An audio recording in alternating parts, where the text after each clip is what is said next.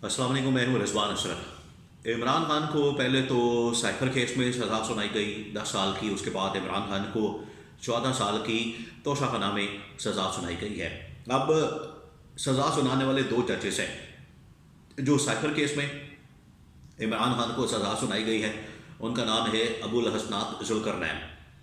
जो तोशाखाना केस में इमरान खान को सज़ा सुनाई गई है उनका नाम है मोहम्मद बशीर। अब ये दो जजेस हैं।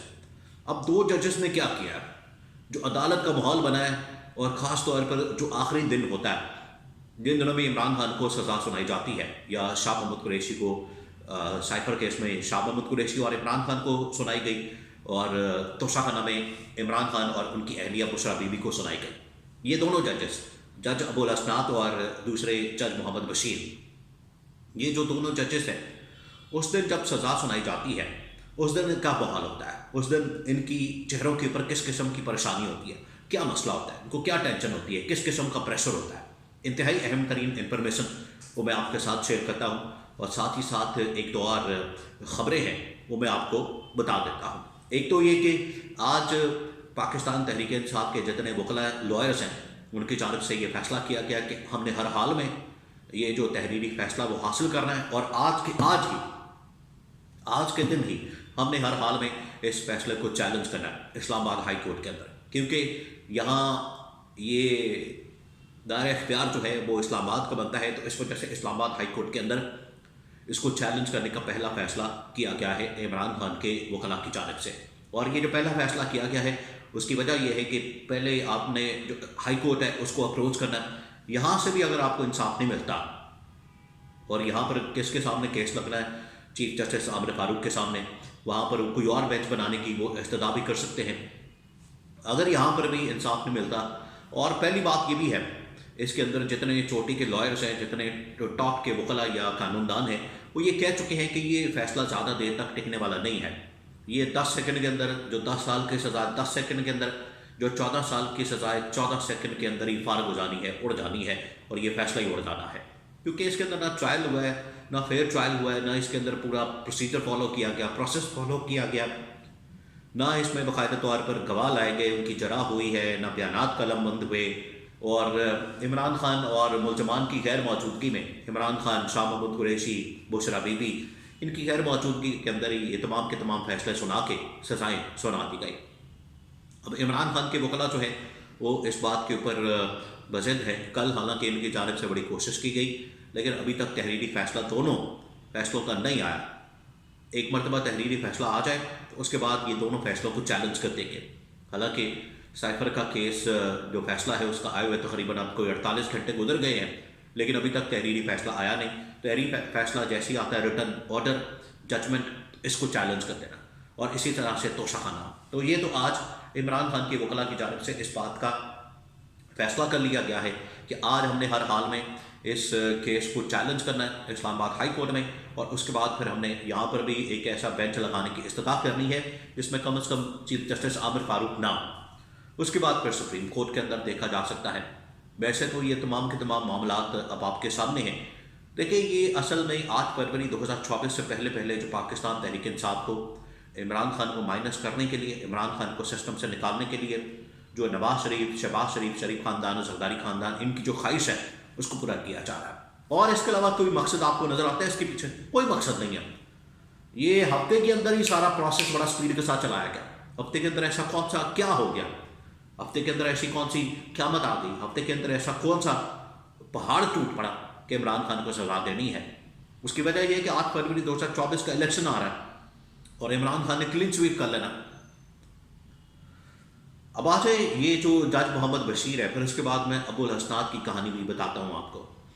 ये जो जज अबुल हसनात हैं, ये जो जज मोहम्मद बशीर हैं, जज मोहम्मद बशीर ने असल में रिटायर होना है मार्च में इस साल, और ये पिछले तकरीबन को 10-12 साल से मुसलसल एक्सटेंशन के ऊपर है।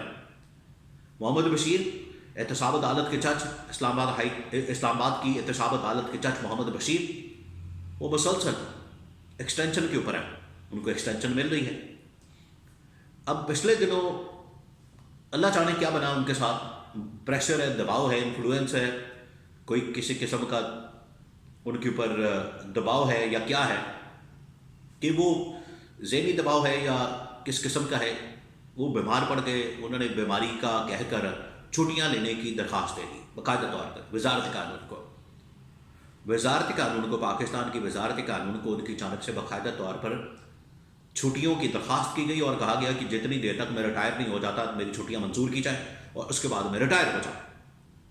مطلب یہ ہے کہ وہ اس کیس کے اندر سزا ہی نہیں سزانا چاہ رہے تھے، اس کیس کے اندر وہ سزا ہی نہیں دینا چاہ رہے تھے. یہ اس بات کا صاف مطلب ہے. ابھی کو ہفتہ 10 دن پہلے کی بات ہے، وہ تو آ ہی نہیں رہے تھے.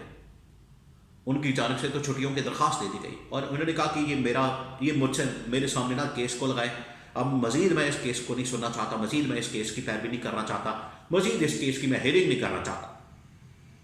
اور انہوں نے بیماری کا کہا اور کہا کہ مجھے چھٹیاں دے دیں، مجھے جانے دیں. اب یہ کیا ثابت کرتا ہے؟ آپ اس بات کو سمجھیں. اسی سے آپ کو ساری کہانی سمجھ آ جانی ہے کہ جج محمد بشیر جن کے پاس اب 1 مہینہ ہے ریٹائرمنٹ کا، تو ریٹائرمنٹ سے پہلے ان کی جانب سے اس قسم کا فیصلہ لیا جانا، اور وہ خود کہہ رہے ہیں کہ میں چھٹیوں پر جانا چاہتا ہوں، میں اس کیس کی سماعت ہی نہیں کرنا چاہتا. لیکن اس کے باوجود عمران خان کے اوپر پریشر، یہ جج کے اوپر پریشر ہے عمران خان کو سزا دینے کا.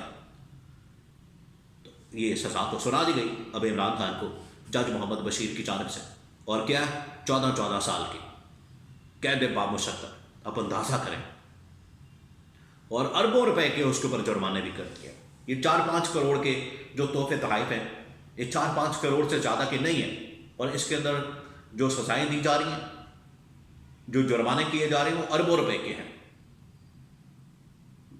آپ اندازہ کریں اس معاملے کا، اربوں روپے کے جرمانے، قید بامشقت 14 سال عمران خان اور بشرا بی بی کو. تو یہ جو جج محمد بشیر ہیں، یہ تو مہینہ پہلے چھٹیوں پر جانا چاہتے تھے، لیکن ان کی چھٹیاں جو ہے کینسل کر دی گئی. اب آ جائیں دوسرے جج، اور جس وقت یہ فیصلہ سنایا گیا یعنی کہ کل عدالت کے اندر عمران خان آئے کمرہ عدالت میں، وہاں پر عمران خان کو لایا گیا. عمران خان کو یہ کہہ کر لایا گیا کہ آپ کی وہاں پر حاضری لگوانی ہے. عمران خان وہاں پہنچ گئے، جج نے کہا جی عمران خان آ گئے آپ، تو آج فیصلہ سنایا جانا ہے. عمران خان نے کہا کہ مجھے تو یہاں پر کہا گیا ہے کہ یہ حاضری لگنی ہے، اور آپ مجھے کہہ رہے ہیں کہ میں بیان بھی ریکارڈ کرواؤں، بیان دوں. جتنی دیر تک میرے وکلا نہیں آتے، جتنی دیر تک میرے لائرس نہیں آتے، میں یہ بیان نہیں دے سکتا. یہ عمران خان نے کہا. یہ کہنے کے بعد عمران خان چلے گئے. نہ وہاں پر عمران خان موجود ہے، نہ وہاں پر بشرا بی بی موجود ہے، نہ عمران خان اور بشرا بی بی کے وکیل موجود ہیں. جج اکیلے لگتا ہے وہاں پر عدالت کے اندر بیٹھے ہیں، اور انہوں نے سزا سنا کے تو اس کے بعد وہاں سے چلے گئے. کوئی بات نہیں ہو رہی، کوئی وہاں پر بندہ موجود نہیں ہے، کوئی ملزم موجود نہیں ہے، کوئی وکیل موجود نہیں ہے، کوئی ایسا معاملہ نہیں ہے جس سے آپ کو لگے کہ یہ ایک فیئر ٹرائل ہو رہا ہے. تو فیئر ٹرائل کی جو دھجیاں جس طریقے سے اڑائی جا رہی ہیں، اس کی یہ کلاسک اگزامپل ہے. اب آ جائیں ادھر جج ابو الحسنات ذوالقرنین، جنہوں نے سائفر کیس میں عمران خان کو سزا دی. یہ اسپیشل کورٹ بنائے گئے. اب سائفر کیس جو ہے، اس کے اندر جو پاکستان کے جتنے ٹاپ کے لوئرس ہیں، وکلا ہیں، وہ بتا چکے ہیں کہ یہ سائفر کیس تو صفر ہے. سائفر کیس ایک صفر کیس ہے. اس کے اندر تو کوئی دم خم نہیں، کوئی وزن نہیں، اس کے اندر کوئی جان نہیں. یا تو عمران خان نے کوئی ملکی راز، کوئی ایٹمی ٹیکنالوجی، کوئی میزائل کا راز، میزائل بنانے کی کوئی ٹیکنالوجی، عمران خان نے کوئی نیوکلیئر راز یا کوئی ایسا ملٹری انسٹالیشنز کی انفارمیشن یا فوجیوں کی موومنٹ، ایسی کوئی انفارمیشن عمران خان نے لیک کی ہے کسی بھی دشمن طاقت کو، دشمن ملک کو، دشمن ریاست کو، یا کسی بھی ملک کو، تب تو سمجھ آتا ہے کہ عمران خان کو سائفر میں جو آفیشل سیکرٹ ایکٹ ہے اس کی خلاف ورزی کر کے تو یہ سزا سنائی گئی ہے. یہ پاکستان کے ٹاپ کے جو لائرز ہیں وہ یہ بات کر رہے ہیں. اس میں تو عمران خان کو ایک سائفر کے اوپر کہ اس نے گم کر دیا، چلے اس کی سزا بنتی ہے، اس کے علاوہ تو کوئی اور دفعات کے تحت کوئی اور کیس تو بنتا ہی نہیں، کوئی اور جرم تو بنتا ہی نہیں. لیکن پھر بھی عمران خان کو سزا سنا کے 10 سال کے لیے تو عمران خان کو اس کے اندر بھی سینٹینس دے دی گئی. اب جیسے یہ فیصلہ سنایا گیا تو عمران خان وہاں پر بیٹھا ہوا ہے. شاہ محمود قریشی کہہ رہا ہے کہ میرا بھی بیان نہیں ہوا. جج ابو الحسنات وہاں پر کہہ رہا ہے کہ بس میں سزا سنا رہا ہوں. وہ اس نے جلدی سزا سنائی ہے، نہ آؤ دیکھا نہ تاؤ، نہ ادھر دیکھا نہ ادھر دیکھا. سزا سنانے کے بعد عدالت قائم. کہاں جا رہے ہیں، کہاں بھاگ رہے ہیں، کیا ان کو پسوڑی پڑی ہوئی ہے. پسوڑی کس بات کی پڑی ہوئی ہے یہ سمجھ نہیں آ رہی. اس سے پہلے بھی جو جج ہمایوں دلاور تھے انہوں نے بھی فیصلہ سنایا, دوپہر میں فیصلہ سنایا اور شام کی انہوں نے لندن کی فلائٹ پکڑی اور لندن چلے گئے. اب یہ کہاں جاتے ہیں یہ تو اللہ ہی بہتر جانتا ہے, لیکن یہ حال ہے ان کا کہ ملزمان کی بجائے عمران خان, شاہ محمود قریشی کی بجائے ان کو پسوڑی پڑی ہوئی ہے, ان کی دوڑیں لگی ہوئی ہیں, یہ بھاگ دوڑ کر رہے ہیں. تو یہ تمام چیزیں جو سرکمسٹانسز ہیں, جو سچویشن ہے, یہ ثابت کرتی ہے کہ اس میں جو پلاننگ بھی کی گئی ہے وہ کتنی فضول قسم کی اور خراب قسم کی پلاننگ ہے. اور اسے صاف پتہ لگتا ہے کہ عمران خان اس میں بالکل بے قصور ہے, لیکن زبردستی اور دھونس و دھاندلی کے ساتھ عمران خان کو سزا دینا مقصد تھا.